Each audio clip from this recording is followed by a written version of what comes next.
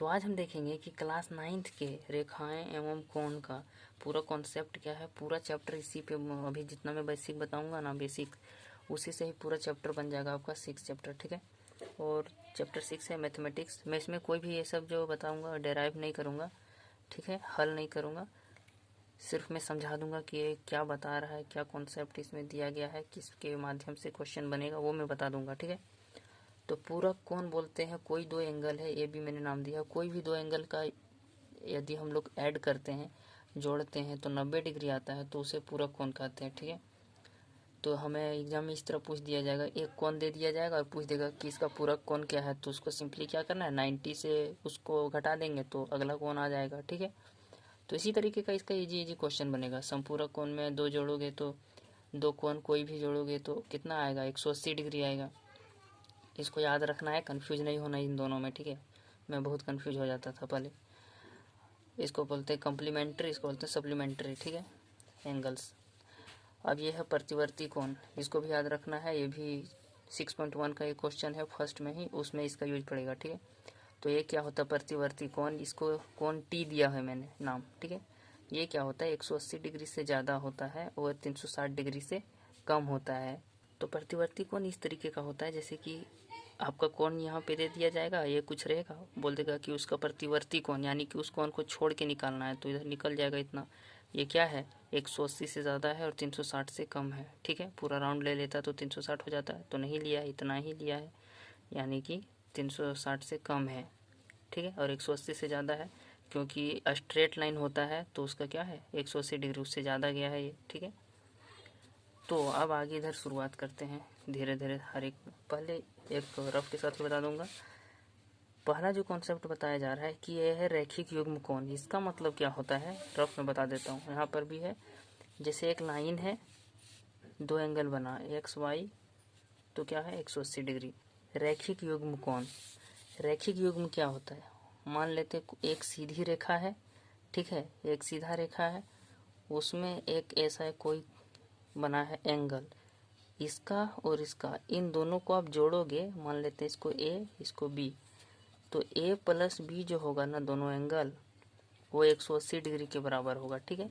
वही हम मैंने बताया है कि एक्स प्लस वाई जब करोगे तो 180 डिग्री, इसी को बोलते हैं रैखिक युग्म कोण, ठीक है। ये इसका नियम हो गया। आसन कोण भी बोल देते हैं इसको। अब है शीर्षाभिमुख कोण। शीर्षाभिमुख कोण क्या होता है उसको बता देता हूँ। जैसे कि इधर से एक स्ट्रेट लाइन आया, इधर से एक स्ट्रेट लाइन आया, ठीक है। ऐसा नहीं कि ऐसे आ गया है, ऐसे आ गया है, कोई इतना में ही मुड़ गया है, तो ऐसा नहीं होगा, पूरा क्रॉस होना चाहिए, ठीक है। तो उसमें क्या होगा, आमने सामने का एंगल बराबर होगा, ये दोनों बराबर होगा, ठीक है।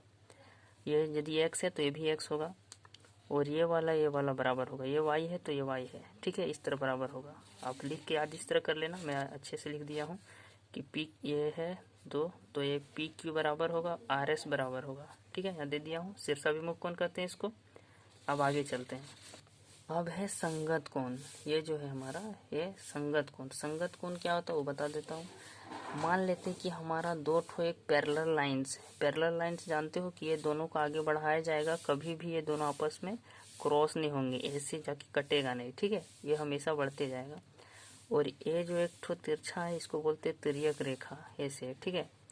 तो इसका क्या नियम है संगत कोण का, कि आपका ये जो एंगल है, मतलब जो लाइन है पैरेलल लाइन, उसका एक नीचे वाला अंतः कोण इसको बोलते हैं, जो कोना में है एक ठो, और ये दोनों आपस में बराबर होगा, ठीक है। वही मैंने यहाँ लिखा है कि जो टी है वो यू के बराबर है, ठीक है। नीचे इस लाइन के नीचे कोना, इस लाइन के नीचे कोना, टी और यू बराबर है तो टी और यू बराबर है। अब एम है और एन है, तो यहाँ पर एम और एन बराबर है, ठीक है। यहाँ पे पी है क्यू है, ये दोनों बराबर है, पी और क्यू, ठीक है। समझ में आ गया होगा। मतलब ऐसा, यहाँ पे एक बार और समझ लीजिए, उसको तो आप देख ही लोगे। ये एंगल और ये एंगल, ये दोनों बराबर है, ठीक है, याद कर लेना इन सबको। अब है एकांतर कोण। एकांतर कोण में भी क्या है, पैरेलल लाइन से एक ऐसा तिर्यक रेखा है, तो ए वाला एंगल बराबर होगा कोना कोना का, ठीक है, लेकिन अंदर वाला, ये वाला ए वाला फिर होगा कोना कोना, तिर्यक रेखा के एक कोना, ठीक है। वही मैंने यहाँ पे लिखा है कि x y के बराबर है और ये b के बराबर है। ठीक है, अब है कि तिर्यक रेखा के एक ही ओर के अंतःकोण, ये इसका क्या कॉन्सेप्ट है ये बता देता हूँ। जैसे कि दो पैरेलल लाइंस है, एक तिरछा रेखा है यानी तिर्यक रेखा, तिरछा को तिर्यक रेखा कहते हैं। ठीक है, तो इसमें क्या है, तिर्यक रेखा के एक ही ओर के अंतःकोण का योग होता है 180 डिग्री, मतलब इसका योग और इसका योग, इन दोनों को जोड़ोगे एक्स वाई को, x प्लस वाई, तो क्या होगा 180 डिग्री आएगा। ये इसका नियम है। ठीक है, और जितना भी मैंने इधर बताया है इसका उल्टा मतलब सत्य है। ठीक है, किताब में वही दिया गया कि यदि ये दोनों कोण का योग 180 हो रहा है यानी ये लाइन भी पैरेलल होगा, याद रखना। इसमें मैंने क्या बताया है, जो है L क्या है, पैरेलल है M के। ठीक है, ये दोनों यदि पैरेलल हैं तो इसके बीच में यदि कोई भी एक N लाइन आता है और वो किसी एक का भी पैरेलल होगा ना, मान लेते हैं कि N जो है वो पैरेलल है M के, तो N L का भी पैरेलल हो जाएगा। ठीक है, क्योंकि ये दोनों तो आपस में पैरेलल है ही, और ये यदि इसके पैरेलल है तो ये इसके भी हो गया। ठीक है, 7वां नंबर में मैंने बताया है कि कोई त्रिभुज है। ठीक है, ये तो आप लोगों को पता होगा।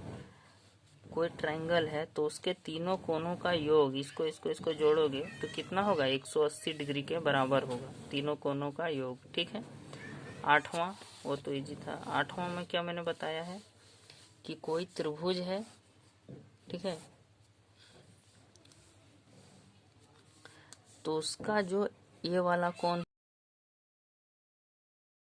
इसको जोड़ोगे तो ये आएगा z। ठीक है, x प्लस वाई बराबर z। ठीक है, इसको जोड़ोगे तो ये आएगा, वही मैंने लिखा है कि a और b को जोड़ोगे तो जो बढ़ाया गया लाइन है वो c होगा। इसको मतलब नहीं जोड़ना है, इतना बस याद रखो कि इसको वाला नहीं जोड़ना है। यहाँ बाहर का कोण निकालने के लिए अंदर का दो अपोजिट वाला जोड़ देना है, बस आ गया, वही लिखा है। अंतः विपरीत कोणों, मतलब इसको छोड़ा है ना, इसलिए इन दोनों को विपरीत कोणों का योग करेंगे तो बाह्य कोण के बराबर होगा। वही बढ़ाया गया जो एक रेखा है उसी को बाह्य कोण बताया गया है। ठीक है, तो बस इतना ही। अगला वीडियो जो आएगा उसमें हम लोग क्वेश्चन को सॉल्व करेंगे 6.1 को। ठीक है, और ये जितना भी मैंने बताया है ये सब बुक में भी है, क्लास 9th का जो बुक है चैप्टर 6 में, वहाँ से भी आप इसको ढूंढ के पढ़ लेना। ठीक है, मैंने यहाँ पे सिर्फ आप लोगों को समझाया है।